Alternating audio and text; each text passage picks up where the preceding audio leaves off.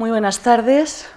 Estamos asistiendo a un congreso sobre la Revolución Rusa y, bueno, un excelente congreso sobre la Revolución Rusa donde hemos estado viendo y escuchando unas ponencias que nos hablan de política, nos hablan de sociología, nos hablan de economía, la figura de la mujer, bueno, pues temas relacionados y vinculados pues, con todos estos aspectos. Los consumidores de arte hemos disfrutado, lógicamente, de estas ponencias, pero estábamos deseosos de que llegara este momento porque bueno, pues se cierra este círculo, ¿no? Es decir, se cierra ese círculo en el que la historia del arte pues, tiene ya su protagonismo, ¿no?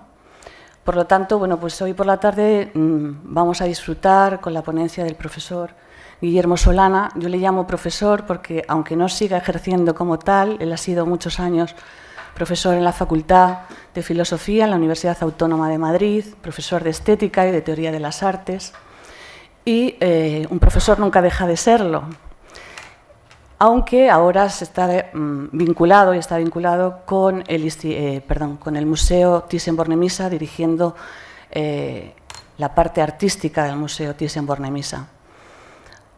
Las publicaciones del profesor Guillermo Solana son innumerables. Solamente citaré las más recientes, vinculadas con las exposiciones temporales que se han ido haciendo en el museo, sobre los impresionistas, Renoir, la última, efectivamente. Cézanne, efectivamente. Entonces, bueno, pues simplemente cederle la palabra para que nos dé una visión del mundo de la vanguardia, del arte que se está desarrollando en este primer periodo del siglo XX, un arte que se imbuye, que se presenta en un marco un tanto oscuro, un tanto rojo, nunca mejor dicho, ¿no? Bañado de sangre, donde los artistas, en definitiva, lo que buscan es mostrar la identidad de ese hombre del que se ha hablado aquí anteriormente, de ese hombre que necesita una esperanza, de ese hombre que necesita comunicarse, y de ese hombre nuevo contemporáneo que se manifiesta plásticamente desde una forma dura, difícil, controvertida, pero bueno, que por otra parte ha tenido tanta repercusión y tanta trayectoria en el arte que le ha secundado, porque los artistas de primera vanguardia lógicamente han dejado una estela que no se corta solamente en los años 20 o 30, sino que ha perdurado en épocas posteriores, como pueden ser las segundas vanguardias, incluso en las tendencias del arte actual, ¿no? Es decir, que la estela y la imagen de la primera vanguardia, de la que nos va a hablar ahora mismo el profesor Solana, sigue viva. Le cedo la palabra y le agradezco muchísimo, pues, con todo el cariño y con todo el corazón, el que hoy esté con nosotros. Os agradezco mucho que hayáis pensado en mí, sobre todo siendo tú, como eres una antigua alumna mía. No hay un vínculo que dure tanto como el que se tiene con los antiguos alumnos, aunque te acuerdes de su cara y no te acuerdes de su nombre, que es una cosa que te pasa bastante. Pues muchas gracias, María Jesús, y muchas gracias a todos ustedes por estar aquí. Tengo que confesar, en primer lugar, y no es un exordio retórico, que yo no soy un experto en la historia de la vanguardia rusa, pero acepté esta invitación encantado porque siento que mi generación vivió esto desde mediados de los años 70, la historia de la vanguardia rusa y las variaciones en el significado de lo que la vanguardia rusa y la revolución bolchevique representaba, con la suficiente pasión como para hablar de ello en primera persona. Yo confieso que me empecé a formar en estos asuntos a mediados de los 70, nada menos, en la época dorada de las publicaciones marxistas en España. Los que hoy hablan del franquismo ignoran que la época en la que las publicaciones marxistas han sido más florecientes en España ha sido en torno a 1975, ¿no? Era un momento en el que podías empezar tu formación marxista comprando en un kiosco a los clásicos, a el Manifiesto Comunista de Marx y Engels, y podías terminar en la facultad. En la facultad era prácticamente imposible no estudiar en letras, en humanidades, con algún profesor que profesara alguna forma, alguna variedad de la metodología marxista. Entonces yo pasé por esa circunstancia, como toda mi generación, y además fui miembro del Partido Comunista durante 3 años, entre 1978 y 1981. Entonces, por lo menos en ese sentido, sé de lo que hablo. Y de lo que les voy a hablar es de cómo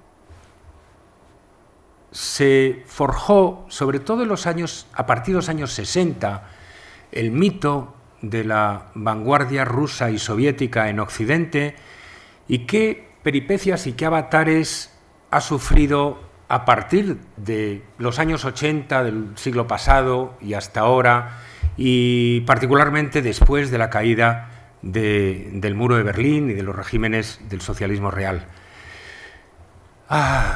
Decía Cyril Connolly a mediados del siglo pasado que el pasado es la única cosa muerta que huele bien, ¿no? Él decía, the past is the only dead thing which smells sweet. Y eso ha pasado exactamente con el bolchevismo y toda su circunstancia. A medida que el comunismo se ha ido volviendo políticamente más obsoleto, su imagen, en lugar de crecer en prestigio, ha ido aparentemente creciendo aunque solo sea en una especie de glamour nostálgico, ¿no? Voy a hablar de eso y voy a hablar de la trama de mentiras, porque se trata de mentiras, algunas triviales, otras elaboradas, que ha constituido esa recepción de la vanguardia rusa. O sea, que no voy a hablar directamente.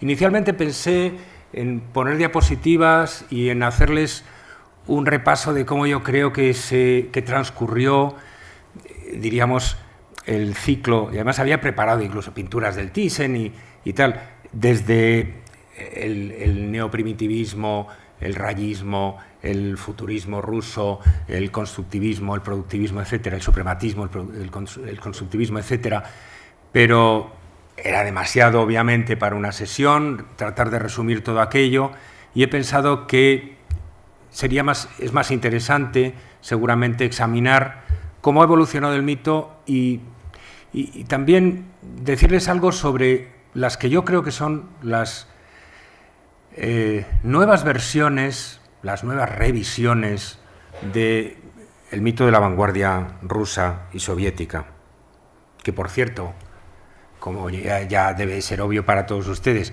no es solo rusa, ¿no? Es, por ejemplo, manifiesto que los ucranianos tuvieron un papel muy importante, ¿no?, en toda la creación artística, Y cuando nosotros hicimos en 2006 una exposición que se titulaba en el Thyssen Las vanguardias rusas, recibimos numerosas protestas de embajadas que nos acusaban de estar anexionando al imperio ruso, al viejo imperio. Y lo único que podíamos decirles es: mire usted, en el momento en que esto sucedía, su denominación era esta, estaban sometidos. Bueno, pero nosotros no somos culpables, ¿no?, de esto. Y hubo protestas de la embajada georgiana y la embajada quejándose de nuestra asignación a los rusos de determinadas. Bueno, pues con todas las precauciones en lo que a eso se refiere. El comienzo de la recepción de la vanguardia artística rusa, de las vanguardias plásticas rusas, en Occidente data de 1962 y corre a cargo de un libro que todavía circula y todavía es utilizable como un manual, de Camilla Gray, que era una hija de el conservador de arte oriental del British Museum, y era una señora a la que le dio la locura de irse a Rusia en aquellos años y estudiar lo que entonces era algo completamente ignoto, este continente de lo que había sido el arte de vanguardia antes y después de la Revolución. No me gusta hablar de la Revolución rusa, porque si se habla de la Revolución, o se entiende que fue un proceso muy largo y muy complejo de varias décadas, o si uno se ciñe al año 17, hay que entender que hubo dos revoluciones. Y ya sé que esto es de manual, pero demasiadas veces se olvida y los bolcheviques se quedan con toda la finca. Y la naturaleza de la Revolución de Febrero fue sustancial, esencialmente distinta. Y yo soy un firme partidario de la tesis según la cual lo que hubo en noviembre fue un golpe de Estado que secuestró el proceso revolucionario iniciado en febrero, ¿no? Lo que pasa es que lo secuestró con tal éxito que durante 70 años ellos se convertirían en los únicos herederos de la etiqueta revolucionaria. Esto es lo primero que quiero decir. Bueno, pero la primera recepción de la vanguardia rusa se produjo con un libro de Camilla Gray en 1962 que se llamaba The Great Experiment, Russian Art, 1863-1920. O sea que tenía un concepto muy amplio de lo que había sido la vanguardia rusa y en realidad se detenía en el momento, sabiamente yo creo, en el momento en que la vanguardia se bolchevizaba, de verdad, se paraba ahí. Camila sabía de lo ruso porque se había casado con Oleg Prokofiev, el hijo del compositor, uno de esos candorosos que volvieron del exilio a la Unión Soviética creyendo que iban a convertirse en estrellas del nuevo régimen y terminaron pues convertidos en víctimas en una gran medida, ¿no?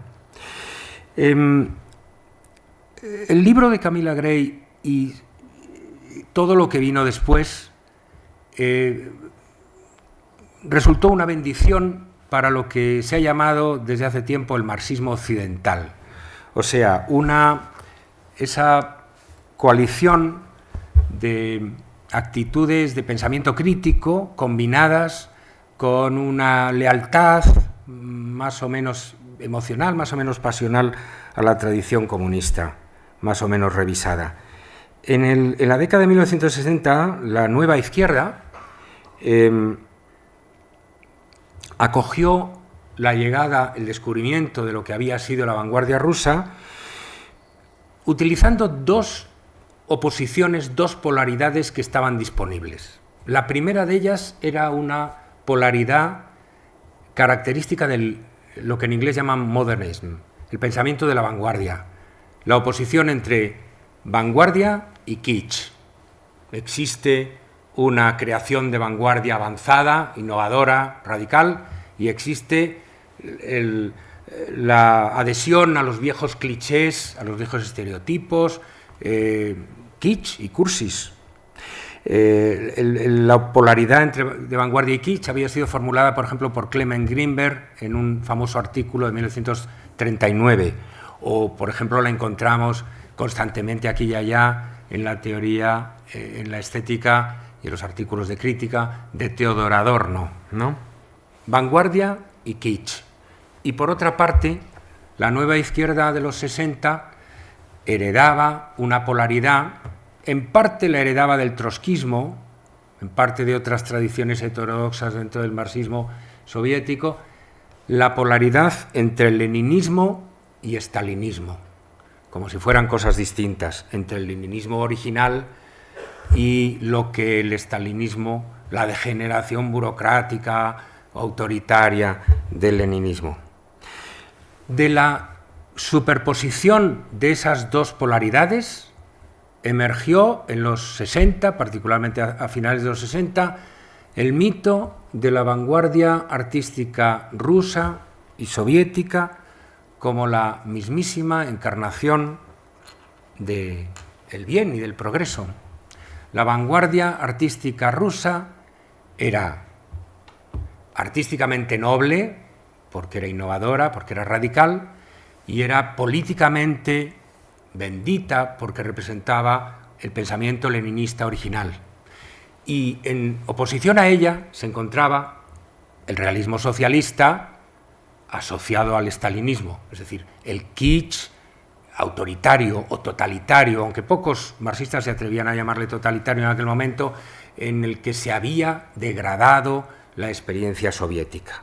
O sea, vanguardia leninista buena frente a realismo socialista, estalinista, malo. El pensamiento de la izquierda ha vivido de este paradigma elemental durante varias décadas. Es verdad que en los años en que yo me eduqué, eso no era nada más que la puerta de entrada a un universo, como la puerta de iniciación. Cuando uno había aceptado que había vanguardia leninista buena y realismo socialista estalinista malo, cuando uno había aceptado sobre todo la gran profunda verdad de que la vanguardia artística y la vanguardia política tenían que ir juntas de la mano perpetuamente, entonces comenzaba un proceso de iniciación en la que se le empezaba a enseñar a uno que no toda la vanguardia era igualmente progresista. Había, en concreto, 3 escalones canónicos. En primer lugar estaban los vanguardistas todavía políticamente no conscientes, los Chagall, los Kandinsky, incluso Malevich, los idealistas, los que no habían terminado nunca de pasar por el aro.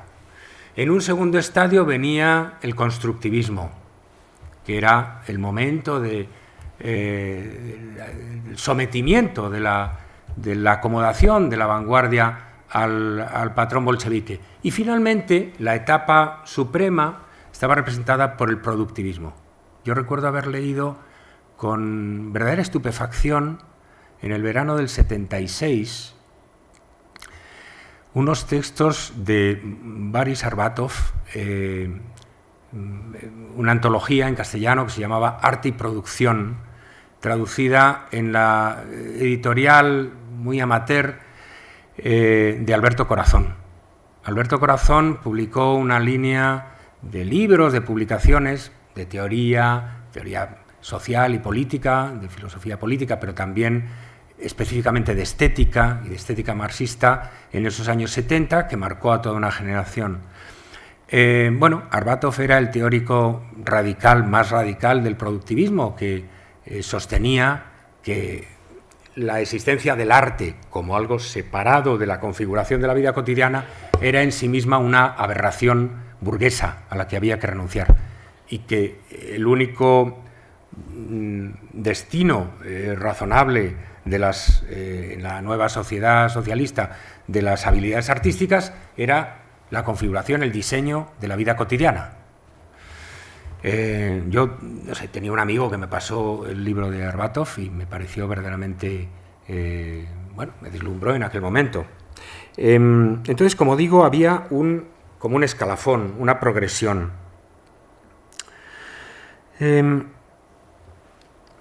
Voy a dar un salto de algunos años y vamos a situarnos en la década de los 80.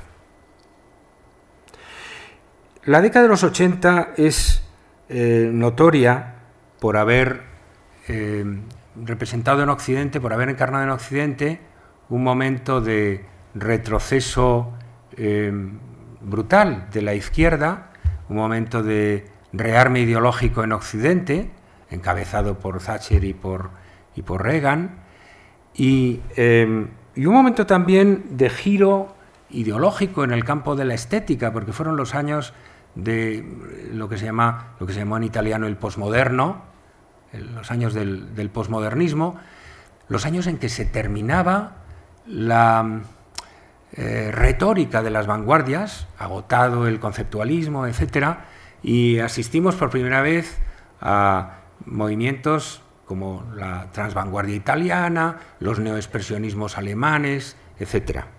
En un momento en que el posmoderno apostaba por la despolitización del arte, de los movimientos artísticos, la izquierda adopta en primera instancia una posición defensiva, reactiva, como contra eso que se le viene encima del posmoderno, pero inmediatamente reacciona en los primeros 80, la izquierda estética, la izquierda artística, reacciona adoptando el constructivismo ruso como su propio modelo nostálgico. Vamos a ver, los posmodernos aspiraban a retornar a la pintura y volvían en aquel momento a Matisse, o volvían a los Fauves, o volvían a los expresionismos alemanes, ¿no? Cultivaban los neoexpresionismos. La izquierda se arma con el fetiche del retorno a Tatlin, por ejemplo, con el fetiche del retorno al constructivismo ruso. Tatlin, Rodchenko, esas figuras que están en el momento de inflexión en el desarrollo de la vanguardia rusa, de mayor politización. Citaré algún ejemplo. Recordarán, los más viejos del lugar recordarán, por ejemplo, la escultura neoconstructivista vasca de los años 80, que es expresión muy literal de esto que les digo, ¿no? Discípulos de Oteiza, para quienes una construcción tridimensional colgada de la pared con unas diagonales representa mucho más que un prototipo formal, es una evocación histórica, política, de los grandes modelos del año 20, 22, 23. En arquitectura hubo una respuesta al posmoderno que fue también el neoconstructivismo arquitectónico, a veces camuflado con otras etiquetas, la etiqueta, por ejemplo, de la deconstrucción, y florecieron los ángulos agudos y de nuevo las diagonales y todo un repertorio estilístico que nos era familiar por tantos grandes creadores arquitectónicos de la primera época soviética. Esa es la época, el comienzo de los años 80, en que también el mundo académico se vuelca en el constructivismo como el momento central en la evolución de la vanguardia rusa. Hay que pensar que el constructivismo es un momento tardío en la evolución de la vanguardia rusa. La vanguardia rusa, bueno, pues su origen se puede datar en los años 90 del siglo XIX, o se puede datar en el año 7 o en el año 10, pero el constructivismo no emerge antes de 1915, al mismo tiempo que el suprematismo madura. Los primeros estudios de materiales de Tatlin son del 14, del 15, y su famosa torre, su famoso monumento a la Tercera Internacional, pues ya es de 19-20, O sea que es un momento avanzado. Pero ¿por qué gozaba el constructivismo de ese privilegio como referente en la historia de la vanguardia rusa? Fundamentalmente porque es en el momento del constructivismo cuando el bolchevismo y la vanguardia artística se acomodan mutuamente. O a lo mejor el bolchevismo por primera vez consigue domesticar a la vanguardia, podríamos decirlo de esa otra manera.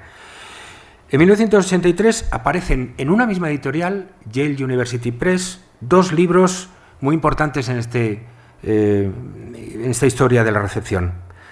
Los dos autores son británicos. Los británicos han sido siempre, como es notorio, el caballo de Troya, ¿no?, de la Unión Soviética en Occidente.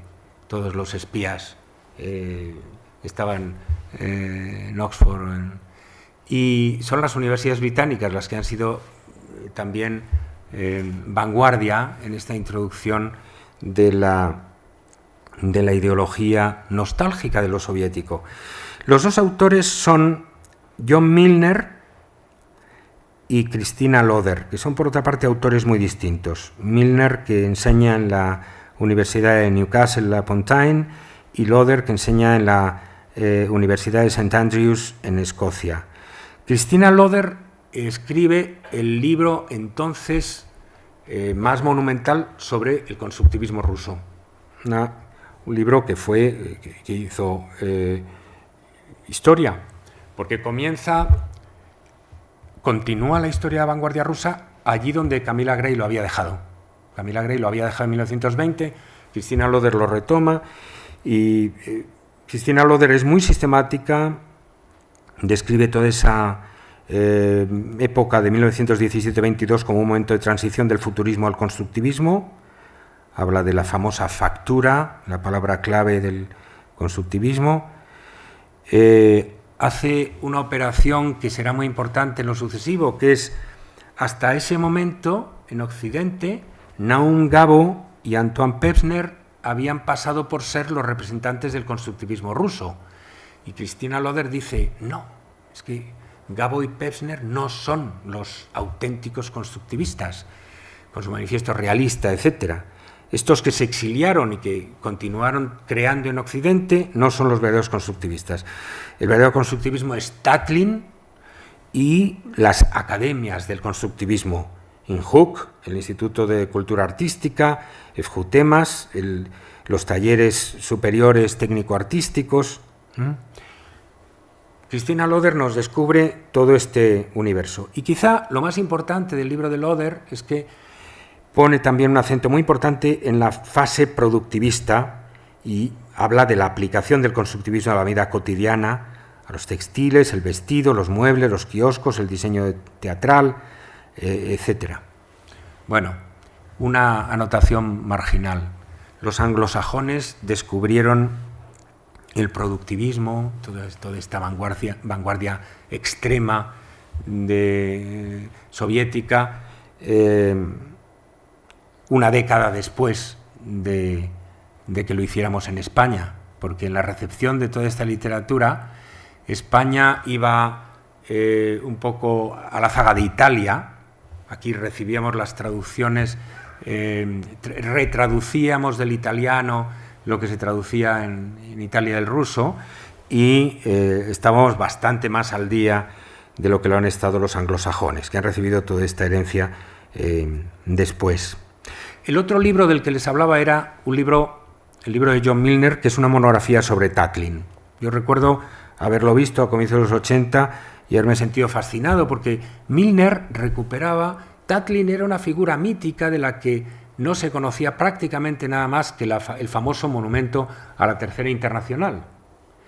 Esa Torre Eiffel en espiral y oblicua que ha dado tanto que hablar, pero que es como el mismo bolchevismo, el monumento es una tremenda ficción, porque es un monumento que nunca fue ejecutable y del que el propio Tatlin sabía que era un imposible, ¿no? Es una quimera, pero que es un monumento a la propaganda que es propagandístico en sí mismo como proyecto. Bueno, pues Milner recorría en su monografía toda una serie de detalles, de imágenes a las que no nos habíamos asomado en absoluto de la obra de Tatlin. Todos sus dibujos, su obra teatral, sus diseños de muebles, las ilustraciones para libros, muchas cosas figurativas, el diseño textil, el diseño de vestidos, etcétera, ¿no?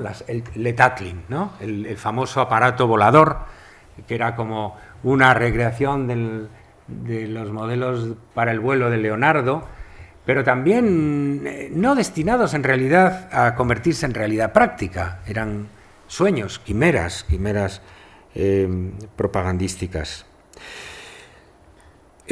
Los 80 se vivieron todavía bajo esa fascinación retrospectiva con el constructivismo y el despertar llegó al final de la década de los 80, como es notorio. Un año antes de 1989, el año clave en la caída de todas estas ilusiones, se publica en alemán un libro de Boris Groys, un ruso germano, que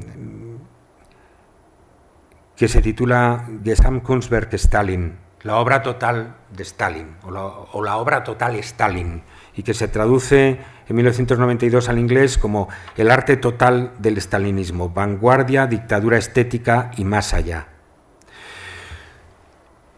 Desmintiendo rompiendo el espinazo a todas las suposiciones, a todos los estereotipos habituales en el marxismo occidental, Groys sostiene convincentemente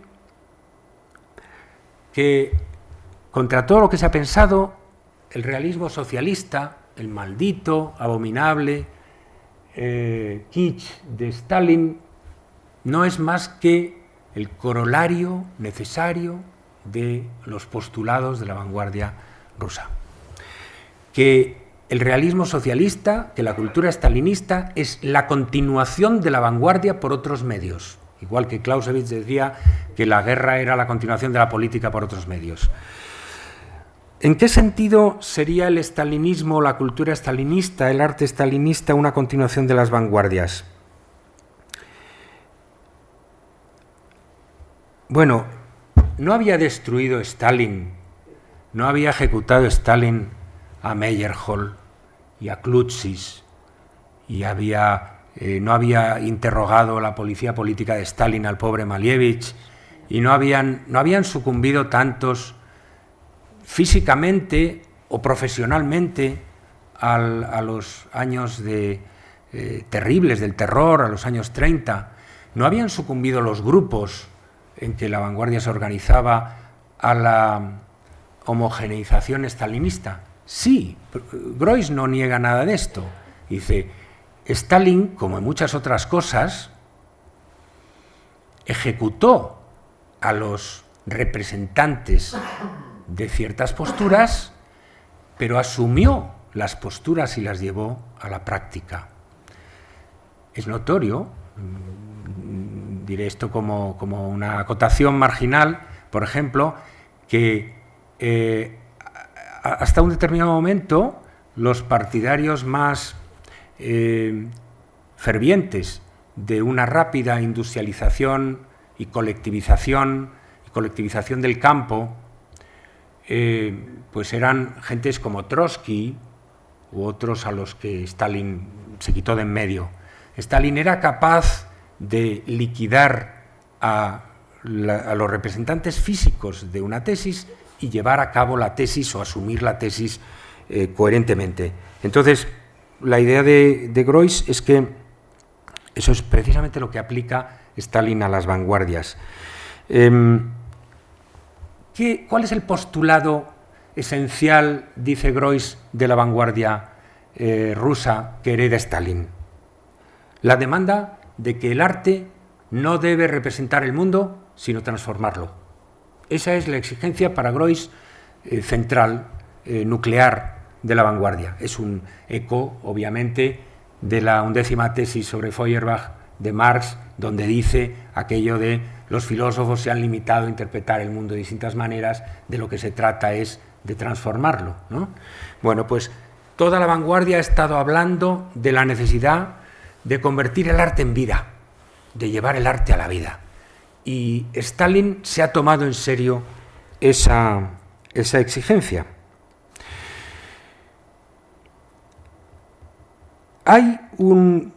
Me podrán decir, se puede alegar, se le puede objetar a Groys que en realidad los propósitos de transformación de la vanguardia muchas veces tenían un carácter fantástico, místico, casi mágico, ¿no?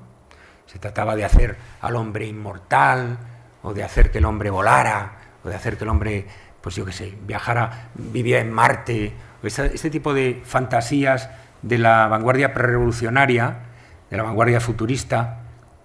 Pero es que el propio realismo socialista hereda ese carácter fantástico, sostiene Groys.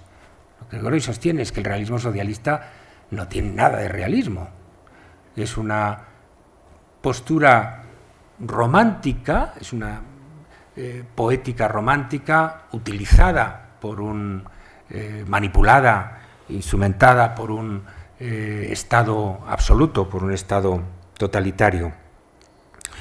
En particular, Groys se centra en una cosa, en la tesis demiúrgica de la vanguardia rusa.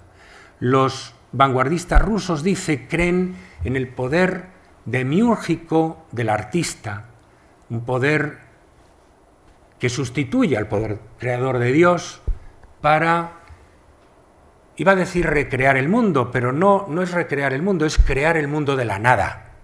Es crear el mundo de la nada, crear el mundo ex novo. Y Stalin pretende exactamente eso. Groys sostiene que el famoso eslogan staliniano sobre la tarea de los escritores y de los artistas soviéticos como ingenieros de almas que reconstruirían, modelarían, planificándolo el material humano, está profundamente arraigada en las tesis de la vanguardia. Claro, con todo eso, Groys le inflige un golpe mortal a un mito, que es el mito de la inocencia de la vanguardia artística rusa y en general de la inocencia del arte. Los años finales de los 80 y los años 90 han sido años en que por muchos lados se ha atacado ese mito de la inocencia artística, ¿no? Adolf Hitler decía que todos los artistas eran inocentes como Parsifal, aunque luego él no se tomara en serio su propio eslogan, ¿no? Pues bien, en los años 80 y 90 se viene abajo ese mito y en muchas aportaciones nuevas en la historiografía del arte aparece un deseo de poner en claro las responsabilidades de los artistas, a veces de naturaleza política. Por ejemplo, el libro de Serge Guilbault, de cómo Nueva York robó la idea del arte moderno, que es de comienzos de los 80, incidía en esa misma posición. Recordarán que Guilbault sostenía, es un libro que no me gusta y es una tesis que me parece tramposa, pero tuvo mucho impacto en ese momento. El libro de Guilbault documentaba el modo en que la Agencia Central de Inteligencia de los Estados Unidos, la CIA, había promovido activamente las exposiciones de los expresionistas abstractos fuera de Estados Unidos como un medio de propaganda del mundo libre, ¿no? En realidad no estaba claro que eso implicara directamente a los pobres artistas, que en muchos casos no eran precisamente simpatizantes de la CIA, pero de un modo indirecto estaba atacando el mito de la inocencia de la vanguardia artística. Al final de los años 90 se publicó un libro más interesante de ese escritor francés, ese ensayista francés que se llama Gérard Regnier y que tiene como nombre de plume Jean Clair, y que se llamaba La responsabilidad del artista. Y Jean Clair en este libro se fijaba en varios casos de artistas que habrían sido precursores, de algún modo, o cómplices de la parafernalia ideológica totalitaria. Por ejemplo, tipos como Emil Nolde en Alemania. Jean Clair exploraba los vestigios filonazis en ciertos artistas y poetas expresionistas, que por otra parte son conocidos y eran conocidos desde hacía tiempo, ¿no? Y no hablaba solo de eso, hablaba también de la vanguardia artística parisiense, ¿no? En esos años también aparecieron los aspectos peores de las complicidades antidemocráticas de ciertas vanguardias, de ciertos miembros de la vanguardia surrealista, parisiense, etc. Bueno, son años en que el mito de la vanguardia inocente se viene abajo. No les voy a cansar con los aspectos diversos de la valoración que hace Groys del contraste y la continuidad entre la ideología, el conglomerado ideológico de la vanguardia rusa y el stalinismo. Mi valoración personal es la siguiente. Yo creo que Groys aportó, sacudió los estereotipos del marxismo occidental de una manera que luego no han podido ser reconstruidos, y subrayó que no había una discontinuidad dentro del régimen bolchevique, dentro del universo bolchevique, que no había un leninismo bueno y un estalinismo malo, sino que había una continuidad fundamental, y correlativamente que la vanguardia, una vez bolchevizada, había conducido con facilidad a las posturas culturales estalinistas. ¿Qué es lo malo, a mi modo de ver, de Groys? O sea, Groys es muy revelador y es muy brillante para descubrirnos que entre lo que pasa, digamos, en 1919, 20, 21 y lo que va a pasar hasta 1932, hay una perfecta gradación. ¿Qué es lo malo de Groys? Pues que contribuye a reforzar la idea errónea según la cual la vanguardia rusa no sería más que bolchevismo. Contribuye a identificar, a reforzar esa ilusión según la cual la vanguardia rusa es la Revolución de Octubre, cuando en realidad la vanguardia rusa nace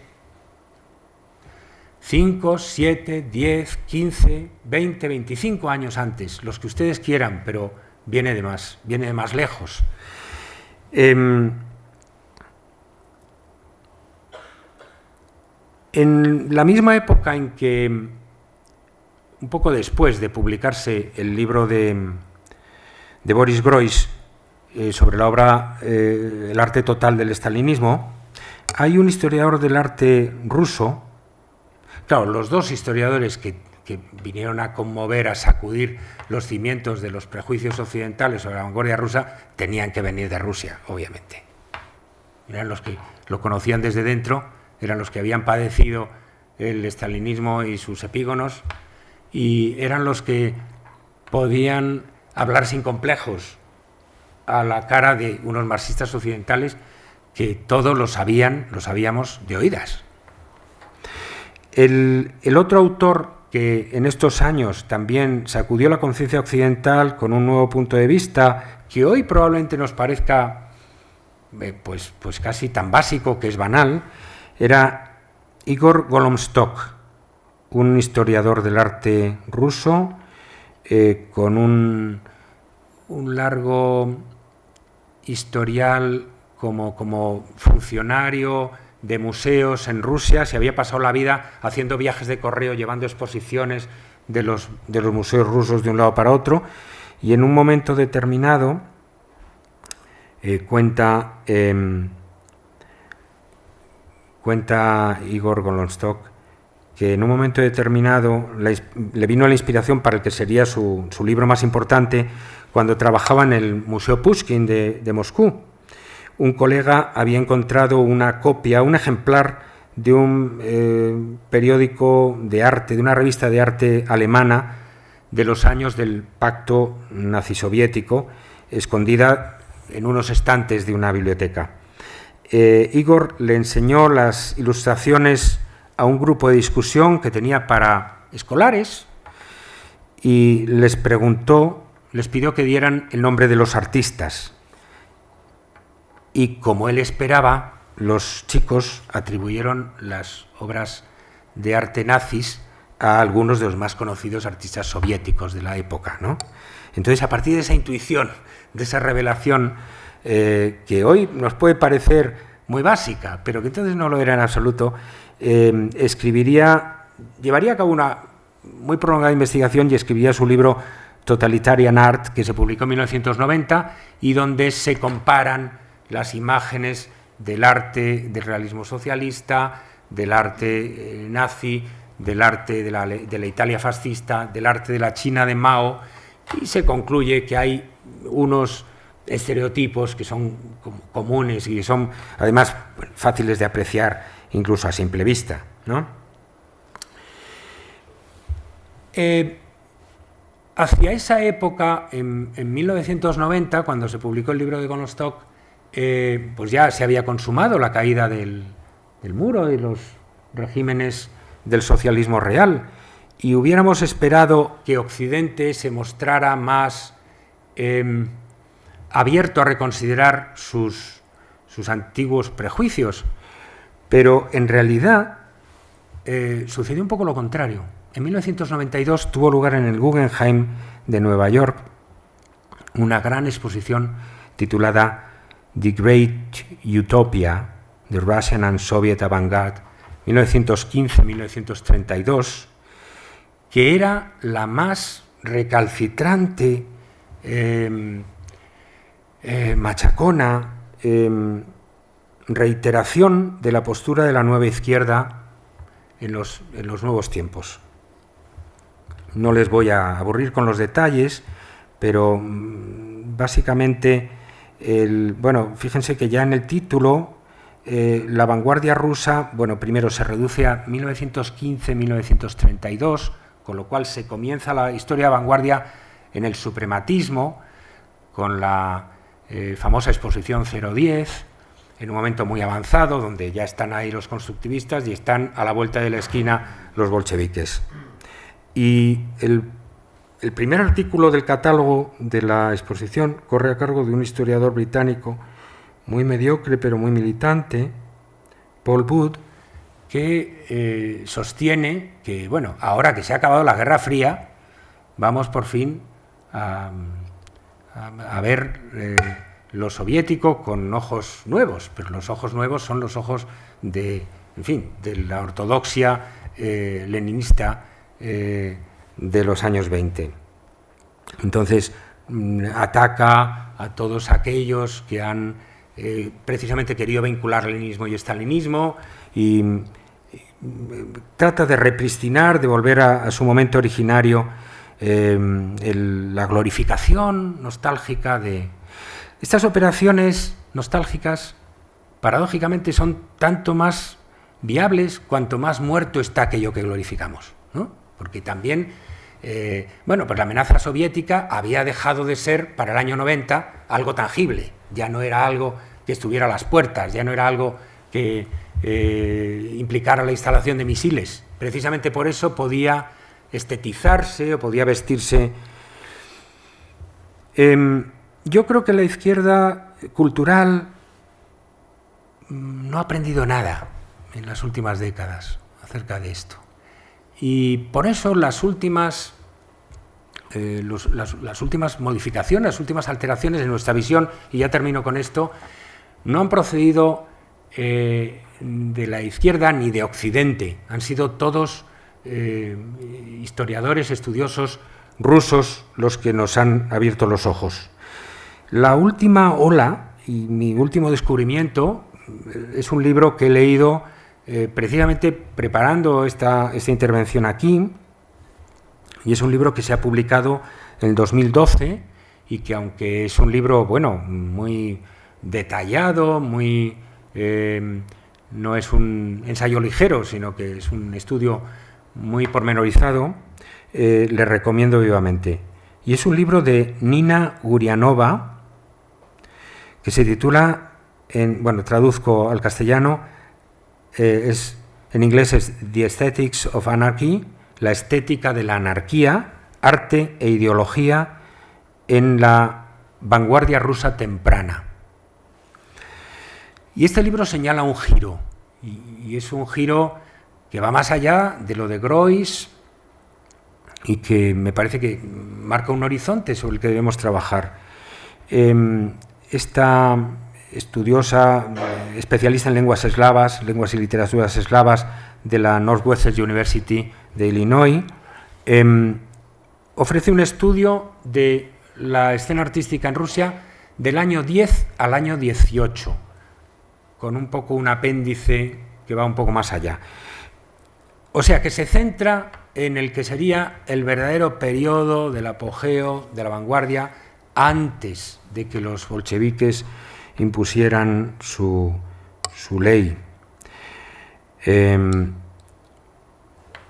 A diferencia de todos los enfoques que hemos estado viendo hasta ahora, las historias de la vanguardia rusa que les he estado mencionando subrayaban la continuidad entre el antes y después de octubre, ¿no? E incluso veían la vanguardia antes de octubre como algo que conducía a la revolución bolchevique, como premoniciones de la revolución bolchevique. Groys incluso extendía esa continuidad más allá. Groys subrayaba la continuidad entre el leninismo y el estalinismo. Pues bien, Gurianova rompe la continuidad, pero no la rompe donde se rompía antes, en 1930.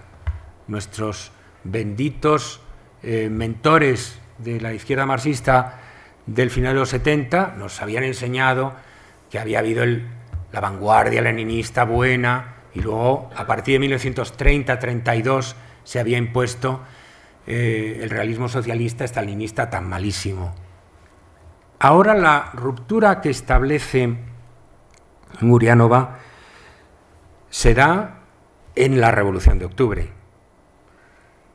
Y Gurianova nos descubre una vanguardia antes de octubre, una vanguardia sin domesticar, una vanguardia con un pensamiento propio, a pesar de lo caótico, de lo diverso que era la composición de la vanguardia artística rusa, que comprendía en términos plásticos el neoprimitivismo, una fuerte influencia cubista, un fuerte impacto futurista, que fue el que dio nombre al movimiento poético allí.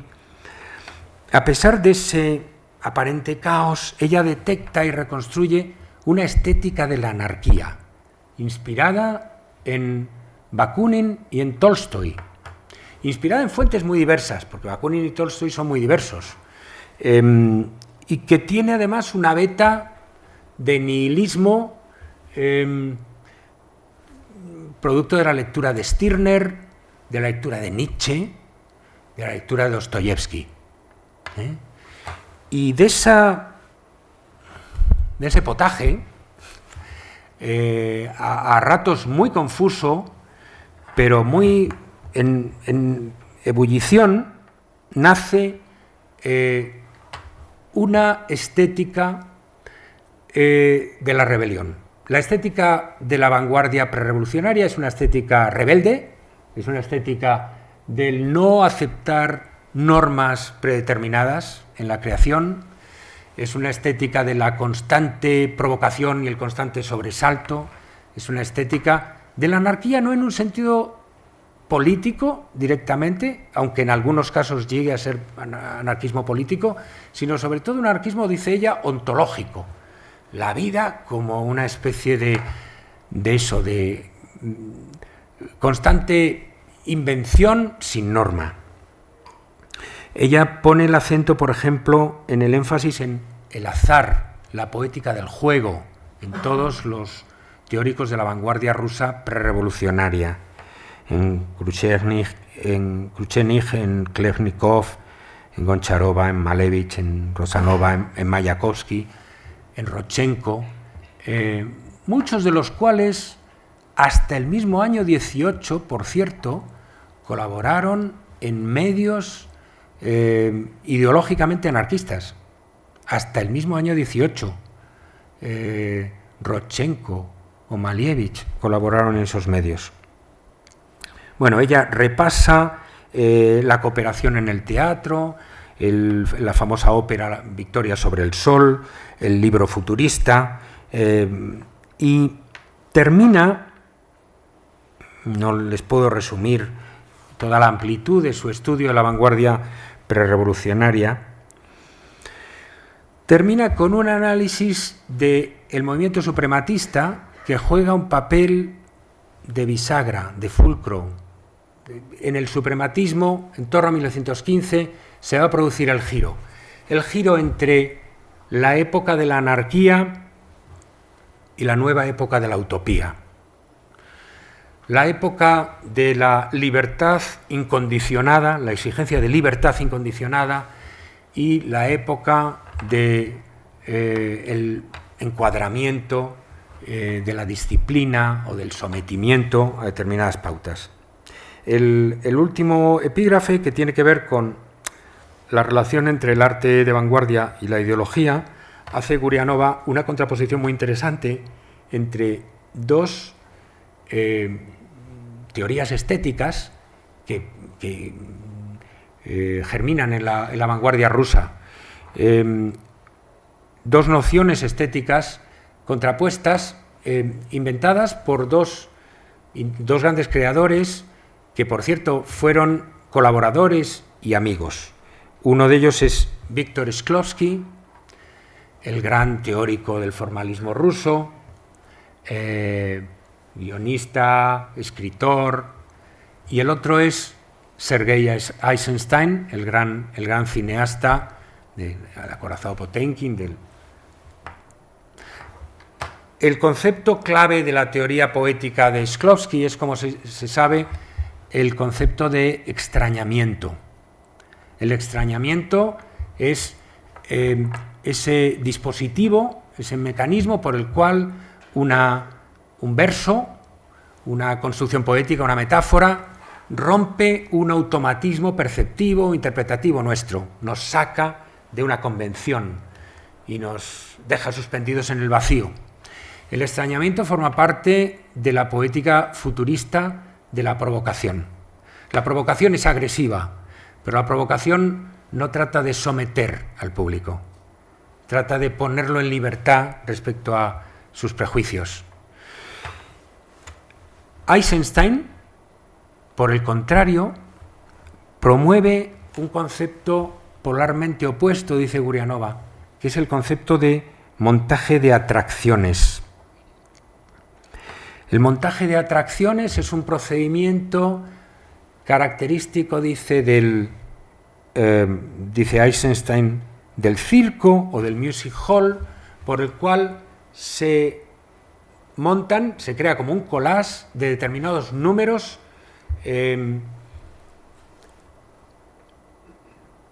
también agresivos, provocativos, pero ahora no destinados ya, como estaba el extrañamiento, simplemente a liberarnos de los prejuicios, sino a conducir la mente del espectador hacia un determinado lugar. El montaje de atracciones no es un dispositivo de provocación, sino un dispositivo de manipulación.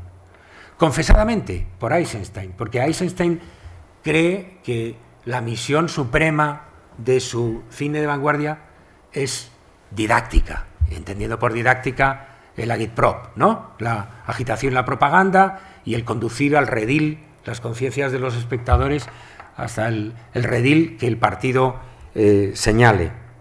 En esa dualidad de procedimientos entre yo no sé en la palabra de ruso, ostraneni,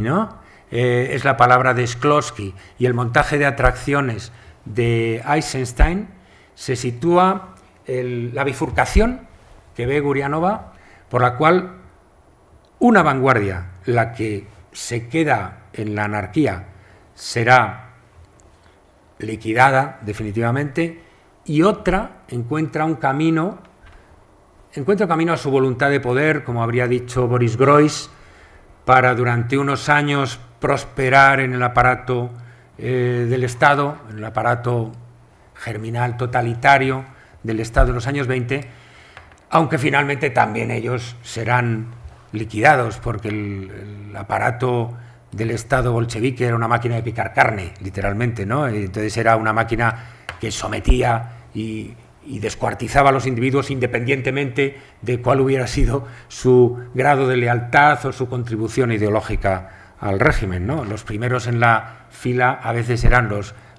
viejos bolcheviques. Entonces, el estudio de Gurianova a mí me parece que abre un camino prometedor para que nos desvinculemos de esta identidad fatal que ha pesado en Occidente tanto, entre el espíritu creativo, innovador, radical de la vanguardia rusa y el régimen bolchevique, que no era necesariamente lo que tenía que ser la revolución rusa, ni era el destino necesario, ineluctable de Rusia, como hemos estado escuchando muchas veces, sino que fue, pues uno de esos accidentes de la historia, pero que se pagan tan caros durante mucho tiempo. Muchas gracias. Muchas gracias, profesor Solana. Y si les parece, pues abrimos un turno de palabra para las posibles. Profesor.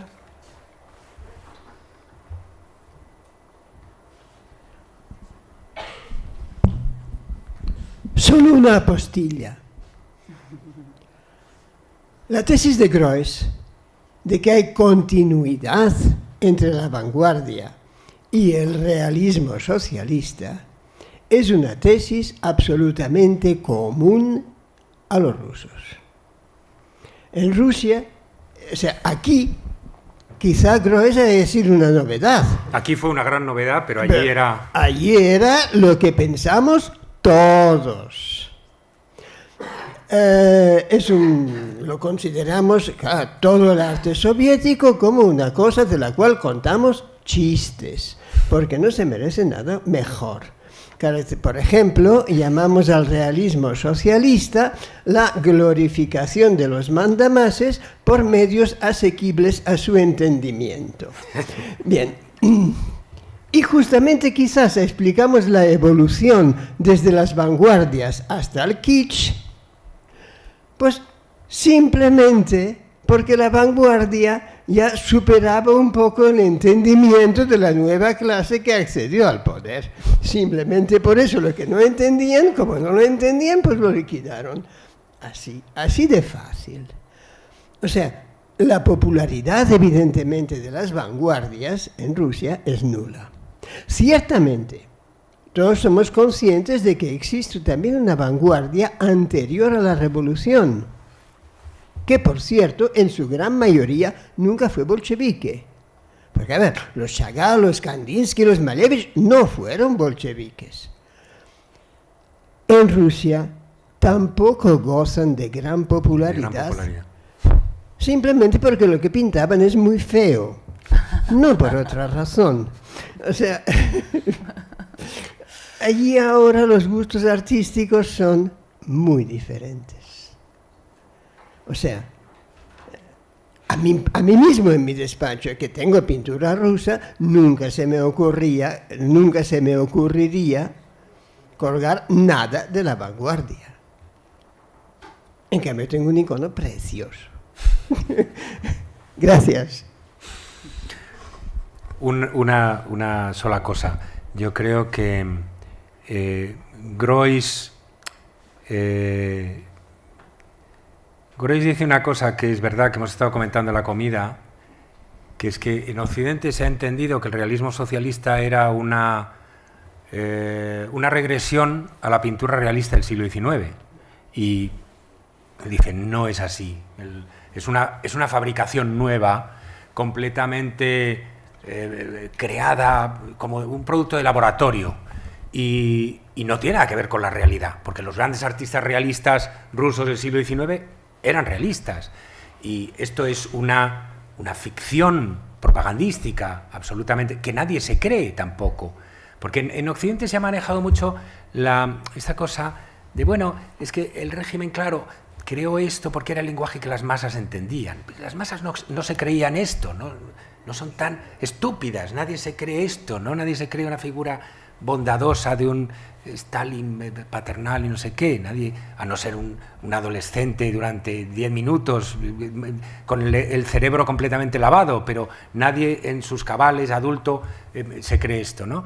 Pero Occidente ha sido tremendamente naif, y es curioso que a veces se echa en cara a la Guerra Fría que haya pues sembrado como de estereotipos peyorativos a la Unión Soviética, y desde los años 30 en adelante lo que a uno le llama la atención en Occidente es la credulidad en lo que se refiere al régimen de Stalin, empezando por las grandes purgas que fueron asumidas en los primeros momentos como juicios reales. Hay una incapacidad en Occidente a veces para entender la profundidad de la mentira, del mal, en otros regímenes. Es como cuando Chamberlain va a ver a Hitler y dice, bueno, un tipo de buena fe y con buenas... Sí, que va a cumplir sus promesas. Porque claro, se cree que es un compañero suyo de Eton, pero es que no es eso, es un gángster, y es una persona, es un criminal peligroso. Y a los políticos occidentales, y no digamos los intelectuales, que son propensos a comulgar con ruedas de molino, se han tragado más de lo que yo creo que ni el más idiota de los súbditos del Imperio Soviético podía tragarse nunca, ¿no? Es que, entonces es pasmosa la persistencia de esa ceguera voluntaria, ¿no? dos preguntas. Una, primero felicitando la conferencia, que no es nada fácil.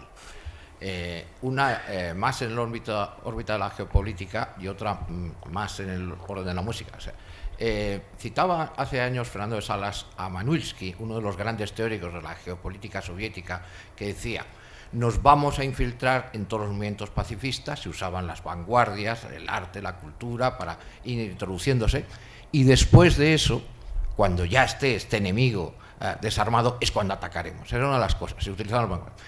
El segundo aspecto es más conocido, muy interesante, que es, usted ha citado a Eisenstein, antes a Prokofiev, y claro, hoy se ha hablado de lo mal que se trataron a los popes, que les hacía morir de hambre, y no se les mató porque, claro, la sociedad estaba muy impregnada. Y de pronto viene la invasión alemana, que en gran parte no se esperaba, y la política cambia.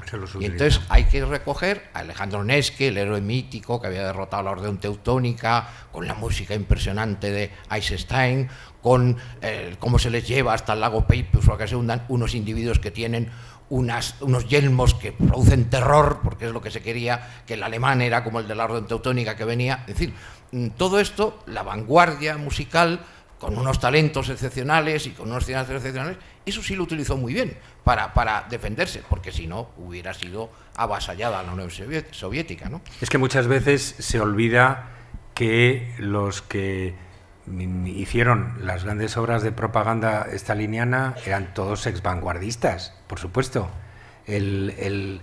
Vamos a ver, el Palacio de los Soviets, que se erige sobre el lugar de la Catedral de Cristo Redentor demolida, ¿no?, que se iba a erigir, que luego no se construye nunca, hacia 1930, es Iofan, que es uno de los arquitectos que han estado en el constructivismo.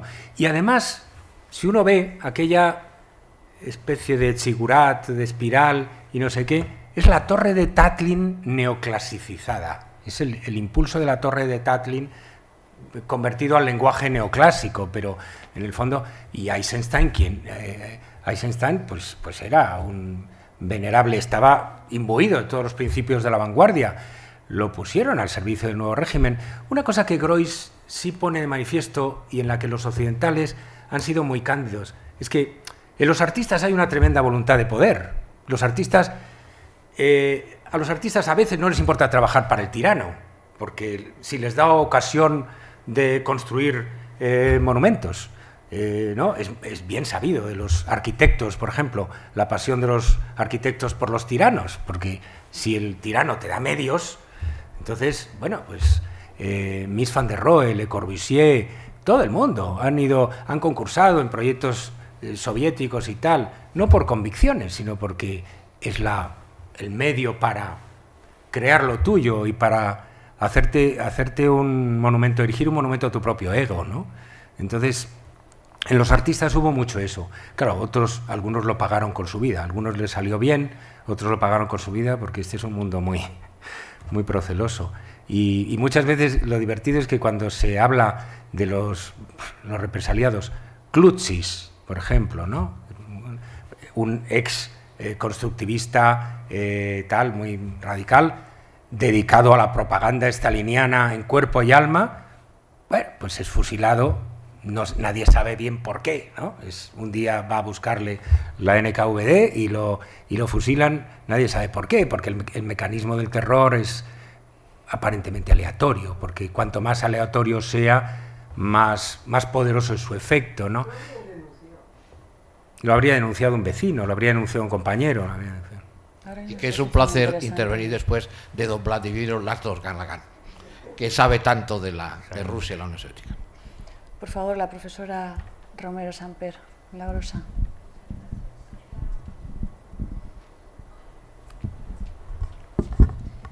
Muchas gracias. Era una observación, ya que ha salido el nombre de Kruchenik, de Klebnikov, de Goncharova, de Larionov, con esos samizdat del mundo al revés, Mir Konsa.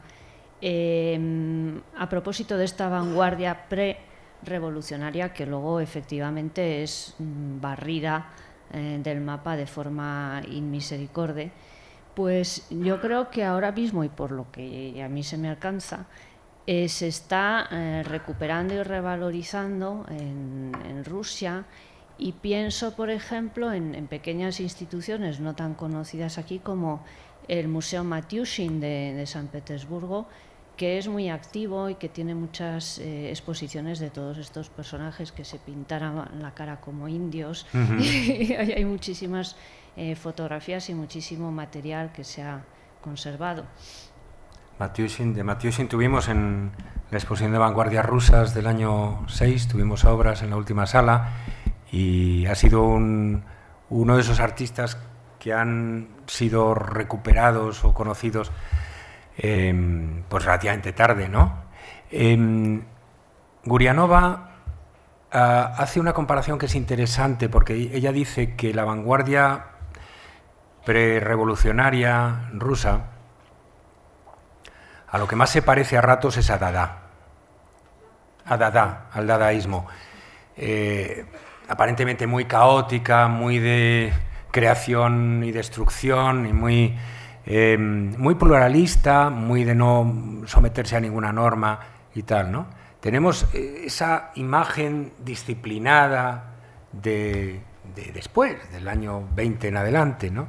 Pero el futurismo ruso no fue como el futurismo italiano. Lo que es fascinante de la vanguardia rusa es la capacidad para partir de una inspiración a veces francesa o italiana o alemana y convertirlo en una cosa completamente distinta, absolutamente distinta. O sea, lo que a uno le fascina de Larionov, de Goncharova, del propio Tatlin o de Malievich, es que pasan por París, pasan por Berlín, ven unas cosas, a lo mejor las entienden a medias y hacen algo absolutamente nuevo con eso, ¿no? Entonces, Tatlin ve los collages de Picasso, ve las construcciones de Picasso en su estudio y se inventa los contrarrelieves, que son una cosa que no tiene nada que ver con Picasso, porque el mundo de Picasso es un mundo figurativo con un fuerte entronque clásico y tal, y esto es algo completamente nuevo, ¿no? Entonces aunque en ese momento sea una cultura plástica dependiente, teóricamente periférica, provinciana, con respecto a París, con respecto a Múnich, con respecto a Berlín, tiene un poder original tal que convierte todo lo que asimila, lo convierte en una cosa completamente distinta. Y los futuristas rusos realmente tienen muy poco que ver con el futurismo italiano. Cuando va Marinetti allí, he estado leyendo ahora en Gurianova, es el relato de un desencuentro total, porque Marinetti va allí un poco a darles la palmada en el hombro y a decir, a ver, estos pequeños alumnos rusos míos, y se encuentra, claro, con Mayakovsky, con todos estos, que son unos salvajes que además le salen por unos sitios que él no prevé en absoluto. El futurismo ruso, por ejemplo, no es necesariamente pro-tecnológico, a veces es muy anti-máquina, o muy anti-ciudad, muy anti-urbano, y tiene unas dimensiones completamente distintas que no estaban previstas en el futurismo italiano. Entonces, la capacidad, esa capacidad loca, desbordante de imaginación, de originalidad, es una cosa que está presente casi en cada momento, ¿no? Muy bien, muchas gracias. La última, sí, porque vamos un poco. Sí, muchas gracias. Me ha interesado muchísimo la exposición. Bueno, en esta cuestión de las continuidades y discontinuidades entre las vanguardias y la revolución bolchevique, quiero introducir el nombre de Picasso. Claro, las vanguardias y los pintores de esa época se influyen unos a otros, y es obvio que hay elementos de la vanguardia rusa que están en Picasso y a la inversa de Picasso en la vanguardia rusa. Ese es un tema sobre el cual me gustaría preguntarle. Y la segunda cuestión es si esa atracción que tiene la vanguardia rusa puede tener una cierta continuidad posterior en el compromiso stalinista de Picasso, es decir, si ahí seguía manteniéndose, lo cual vendría a avalar la tesis Groys, digamos. Yo creo que en el caso de Picasso la la influencia es sobre todo de Picasso en los rusos, porque en ese momento, vamos a ver, hasta el año 14, pues los rusos están en París, pasan por París todo el rato y tal, pero cuando llega la guerra, que por cierto está muy destacado en Gurianova, que se ha estudiado poco, lo importante que fue la guerra en el universo y en el pensamiento de la vanguardia, como de todos los escritores y artistas rusos, cómo cambió su mentalidad. Primero era como una metáfora de renovación universal y luego se convierte en una realidad muy cruel y tal. Yo creo que en el caso de Picasso, Picasso influyó más en ellos que ellos en él, porque ellos pasaron por París y luego se marcharon. Y durante los años de la guerra no hubo contacto. Y ellos se quedaron con la memoria, ellos eran más jóvenes y se quedaron con la memoria de la... El proceso de comunistización de Picasso, de evolución política de Picasso, yo creo que se produce en los años 30 y como consecuencia de su contacto con los surrealistas franceses, ¿no? Con Paul Éluard, por ejemplo, que por cierto, pues había estado casado con una rusa, ¿no? Que era Gala. Yo creo que le viene por ahí. Picasso, curiosamente, hoy lo vemos como un prototipo del artista comprometido, porque claro, el Guernica se ha convertido en un estereotipo, pero eso es realmente muy, muy, muy tardío en Picasso, porque es que Picasso, la mayor parte de su vida, más bien predomina una absoluta indiferencia hacia los problemas políticos. La revolución de octubre no figura en él. Él se casa con una rusa blanca y, hombre, a la que lleva por la calle de la amargura, pero es decir, no hay en ese momento ningún indicio de eso. Y es solamente en su contacto con estos poetas franceses surrealistas comprometidos. Y diré más. Hombre, en Guernica, evidentemente, en los últimos años 30 ya hay un compromiso político. Muy nominal y más oficial que real, ¿no? Pero sobre todo el compromiso real de Picasso es en la posguerra, porque todavía en la ocupación de París no le molesta a nadie. Esto es una cosa que todavía hoy cuesta explicarla. Supongo que si lo publico en un periódico me excluirán de todo, pero Jünger visita el atelier de Picasso. Los oficiales alemanes pasan habitualmente por el atelier de Picasso. Hay un momento en el que Picasso es sorprendido fundiendo bronce bajo la ocupación alemana. La fundición de metal estaba rigurosamente prohibida bajo pena de no sé cuántas cosas, porque todo el metal estaba expropiado para fines de guerra. Y le van a poner un expediente, le van a empapelar. Y Arno Breker llama a la Cancillería del Reich para decirles que no pueden tocar a Picasso. ¿Se imaginan ustedes que un ejército que se ha comido media Europa vacile ante la idea de molestar a Picasso? Y entonces, efectivamente, nadie le molesta. Entonces, el compromiso, cuando viene, comité de depuración, movimiento por la paz, los 50 congresos en Varsovia, no sé qué, todo esto, la paloma con patatas y todo lo demás. Pero es un compromiso muy tardío. A veces nos imaginamos que Picasso ha sido como un... Y Picasso es un... que llega a eso cuando le van a buscar como un banderín de enganche y se siente adulado y le encanta el papel de ser como él. Pero hay una postura muy cómoda en ese compromiso, en realidad, porque no es un compromiso que le haya costado nada, nunca. Muy bien, pues muchísimas gracias, profesor Solana, por esta maravillosa y profunda disertación sobre las vanguardias rusas, sobre la primera vanguardia rusa, y solamente hacerle yo una última pregunta, si me lo permite, que es ¿cuándo vuelve? Pues cuando me invitéis, cuando queráis. Estoy encantado. Nada, muchísimas gracias. Yo también he disfrutado mucho, gracias.